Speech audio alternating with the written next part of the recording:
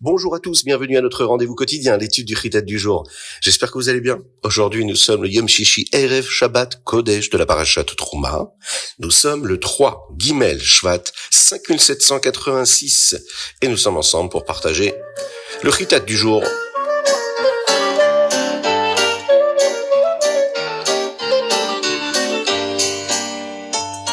Mishinichnas Adar Marbim Besimcha. Il existe une très très belle histoire célèbre avec le Tzemar Tzedek, vous savez, le petit-fils du Rabbi Shneur Zalman, le fondateur de la Chassidut Chabad. Le Rabbi nous a dit que nous avons besoin de beaucoup d'encouragement dans notre génération.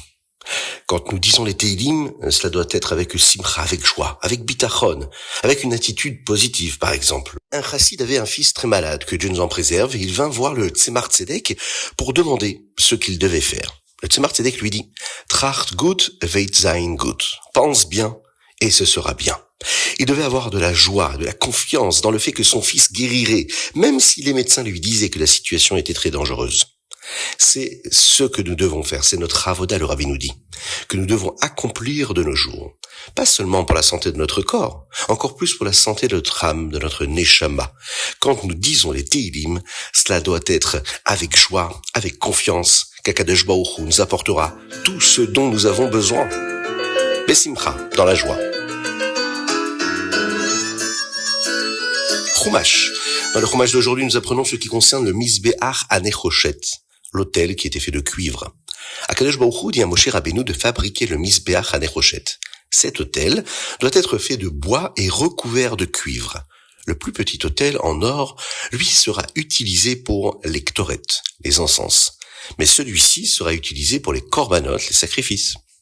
Cet autel doit avoir 4 petites boîtes, des cornes au coin de son sommet. L'espace était ouvert au sommet et devait laisser de la place aux kohanim pour circuler et brûler les sacrifices. À l'extérieur du Mizbeach, il doit y avoir une forme de grille en cuivre qui fera le tour du milieu de l'autel comme une ceinture. Elle doit maintenir les anneaux pour les barres de transport et permettre aux kohanim de voir facilement où se trouvait le milieu de l'autel du Mizbeach. Les kohanim doivent le savoir car certains sacrifices nécessitent que le sang soit aspergé sur la moitié supérieure et d'autres sur la moitié inférieure. Tous les outils pour cet autel, pour ce Mizbeach, doivent également être en cuivre. L'autel, le Mizbeach, doit être construit comme une boîte creuse et le texte nous le dit, partout où le Mishkan sera installé, le Ham Israël devra le remplir de terre. Le Mizbeach doit aussi avoir une rampe pour accéder au sommet, et nous avons appris plus tôt dans le Chumash que les Kohanim n'ont pas le droit de monter sur le Mizbeach par des marches. Pour la tzniut, ils devaient emprunter une forme de pente.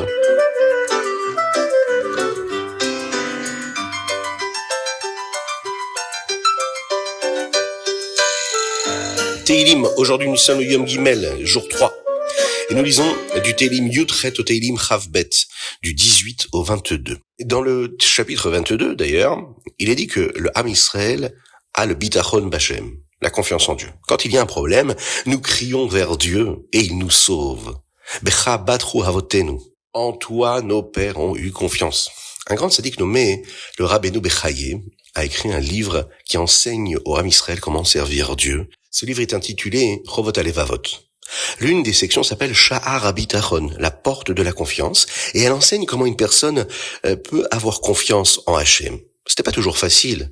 Une personne doit travailler dur pour faire confiance à Dieu. Le rabbi disait à beaucoup de gens d'étudier cette partie du livre pour apprendre comment avoir de la confiance. De la confiance pour avoir de la réussite, pour avoir une bonne parnassa, pour avoir une tranquillité, une sérénité d'esprit, pour être attaché à Kadosh Baruch Hu dans la gdusha, dans la pureté, dans la sainteté. Un bitachon pour être sûr qu'Akadosh Baruch Hu est toujours là pour nous. Becha batru avotenu. Nos pères, nos ancêtres ont su qu'il fallait toujours garder ce bitachon parce qu'Akadosh Baruch Hu nous envoie toutes les bénédictions pour que tout se passe comme il faut. Mais pour cela, il faut créer cette connexion de confiance avec Akadosh Baruch Hu. Et ce travail-là, c'est justement ce que nos ancêtres ont toujours eu, ce que nos pères ont toujours eu.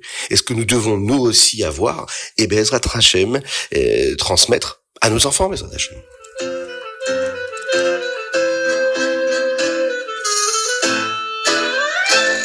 Tanya, l'écouter Amarim, Perek Lamed aujourd'hui. Dans le Tanya d'aujourd'hui, le Rabbi Shlomo Zalman donne un autre conseil au Benoni pour se prouver, qui n'est pas si grand, ni si spécial. Quand le juif est humble, son cœur est ouvert pour se connecter à Dieu par la tfila, et alors sa neshama sera forte pour toujours contrôler le Yetzer Hara. L'une des raisons pour lesquelles le Yetzer Hara convainc une personne qu'elle est spéciale est qu'elle voit d'autres personnes commettre plus de averot, plus de fautes, et elle pense être meilleure. Mais si elle réalisait que ce qui compte est l'effort qu'elle fournit, elle verrait qu'elle n'est pas si spéciale, car elle ne travaille pas aussi dur qu'elle le pourrait. Cela la rendra humble et son cœur sera ouvert pour servir Dieu. Voici une très belle histoire qui nous montre que le plus important est l'effort qu'une personne fournit et pas seulement ce qu'elle fait. Avant de devenir chassid, Reb Michel, le Maguid de Slotchov, était le dirigeant de sa ville. Un homme va un jour le voir pour demander comment faire tchouva pour un chilul Shabbat, c'est-à-dire qu'il avait profané le Shabbat.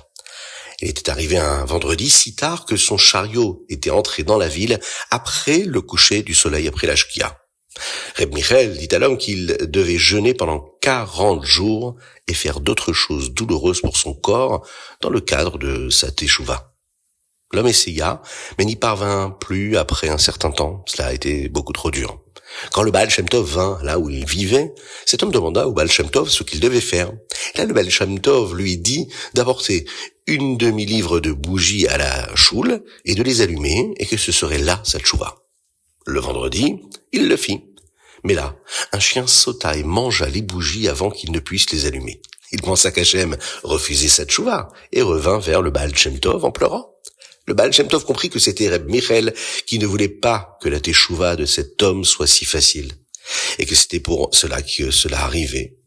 Il dit à l'homme d'apporter à nouveau une demi-livre de bougies et le vendredi suivant, et que cette fois rien ne leur arriverait.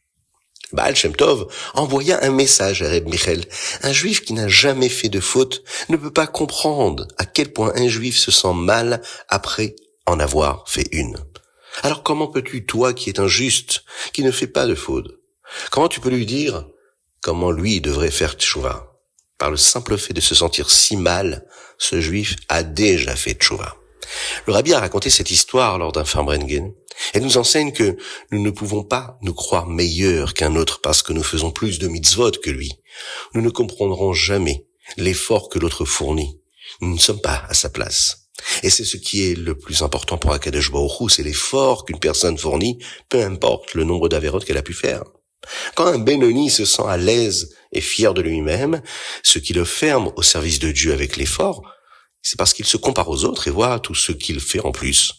Mais quand il compare l'effort qu'il fournit, ou le travail qu'il pense que les autres devraient fournir, il réalisera qu'il en fait beaucoup moins que l'autre. Il se sentira humble, il sera prêt à mettre de la vitalité, de la chayut, et donc de la simcha, et bien sûr de l'effort, dans sa propre avodat Hashem, dans son propre service divin.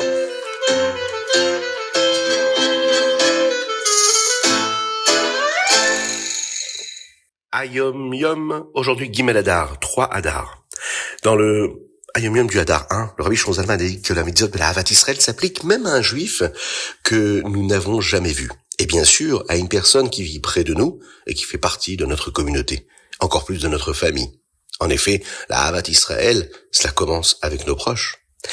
Dans le Ayom Yom de la Shnat de l'année Méouberet, ici le Rabbi il nous rapporte ce qui se passait à l'époque du Tzemar Tzedek. Il y avait une terrible décret contre les Juifs et le gouvernement russe enlevait des jeunes enfants que de jeunes en préserve et les emmenait dans des foyers non juifs jusqu'à ce qu'ils soient assez vieux pour servir de nombreuses années dans l'armée. Ces soldats étaient appelés des cantonistes. Comme ils étaient très jeunes lors de leur enlèvement, beaucoup n'avaient pas eu la chance d'apprendre beaucoup de Torah. Loin de chez eux, ils ne pouvaient pas faire beaucoup de mitzvot et ils ne se souvenaient pas de toutes les mitzvot qu'ils devaient faire. Alors, la plupart de ces cantonistes se souvenaient qu'ils étaient juifs et ils avaient Messirut Nefesh pour le peu de mitzvot qu'ils savaient pratiquer. Le Tzemar Tzedek put un jour parler à un grand groupe d'environ 600 soldats cantonistes. Et là, il dit un mahamar pour eux, un discours leur expliquant à quel point Hachem apprécie leur service. Ensuite, quelques soldats vinrent voir le Tzemar Tzedek, disant que tout ce qu'ils pouvaient faire était de dire quelques mots de tfilot et de Tehilim, mais qu'ils ne savaient même pas ce que cela signifiait. Le Tzemar Tzedek leur dit que s'ils croient en Akadosh Baruch Hu et à l'ashgacha pratit, c'est-à-dire à la providence divine, et qu'ils font le peu qu'ils savent, alors ils sont des juifs forts et sains. Et les bénit pour qu'ils restent en bonne santé et rentrent chez eux sains et saufs. Ce soir-là, le Tzemar Tzedek parla à un groupe de chassidim, leur disant combien le Avodat Hashem de ces cantonistes-là est précieux pour Hashem. C'est encore plus spécial que la tfila de quelqu'un qui prie avec toutes les kavanotes du Harizal, le grand Mekoubal. Pourquoi? Eh bien parce que leur tfila est faite avec Messirut Nefesh, avec une foi pure. L'un des chassidim, Reb Chaim, s'approcha ensuite du Tzemar Tzedek, demandant comment il pouvait lui aussi avoir ce service de Dieu si précieux. Le chassid qui était venu voir le Tzemar Tzedek était un très grand érudit, Talmid Chacham. Il connaissait très bien tout le chasse et beaucoup de chassidout. Il était capable de comprendre et d'apprécier chaque partie de son judaïsme. Le Tzemar Tzedek lui dit que s'il veut la qualité, la ma'ala d'un juif simple, il doit avoir la kabbalatol, l'acceptation du joug divin. Un juif simple ne comprend pas grand-chose. Un juif simple ne voit pas en quoi ce qu'il est en train de faire apporte quoi que ce soit. Un juif simple fait ce qu'il doit faire, tout simplement. Tout ce à quoi il pense, c'est le kabbalatol. Il pense tout le temps au fait qu'Akadosh Baruch Hu l'observe, et qu'il doit tout faire exactement comme Dieu le veut. Il y pense tellement qu'on peut le voir même quand il dort. La kabbalatol est plus facile pour un chassid simple. C'est la seule façon pour lui de faire son travail. Il ne comprend pas le sens profond derrière ce qu'il fait. Alors il le fait juste parce que Dieu le veut.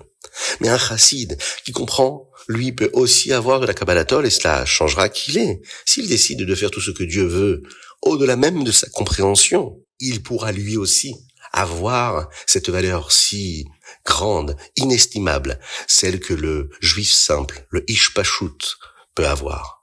La qualité du Messirut Nefesh pur, du don de soi pour Akadosh Baruch Hu.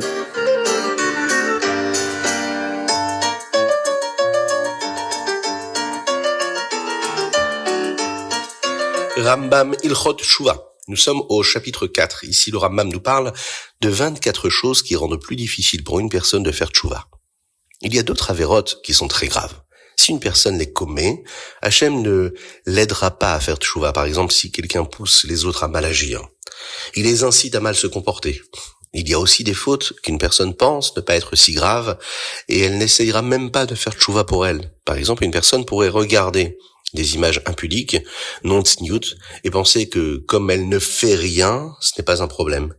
C'est un problème que nous avons de nos jours, mais en réalité, il faut faire tchouva pour cela, car c'est la cause de fautes très graves, même si on n'en a pas l'impression. Dans le chapitre 5, le Rambam nous rappelle que nous avons toujours le choix de faire ce qui est juste, ce qu'Hachem veut, ou qu'Hachem nous en préserve, de ne pas faire ce qui est juste. C'est le libre arbitre de chacun d'entre nous. C'est aussi notre choix que si nous voyons que nous n'avons pas fait ce que Dieu veut, nous puissions immédiatement faire tchouva et recommencer à faire ce qui est juste. Enfin, dans le chapitre 6, là, le Rambam nous montre comment de nombreux versets et histoires de la Torah ne contredisent pas ce que nous avons appris, à savoir qu'une personne a le libre choix d'agir, et surtout, de la bonne manière. C'était le Chitat du jour. Je vous invite à le partager avec le plus grand nombre.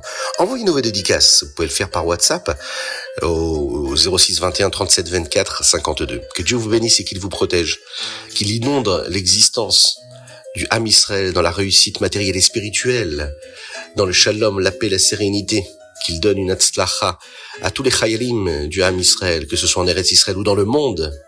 Qu'il nous envoie le Mashiach, Tzidkenu Bekarov Mamash, qu'on puisse passer un bon Shabbat dans la joie, la sérénité, la tranquillité, la paix et la Gdusha Bezrat Hashem. Shabbat Shalom à tous et à très bientôt.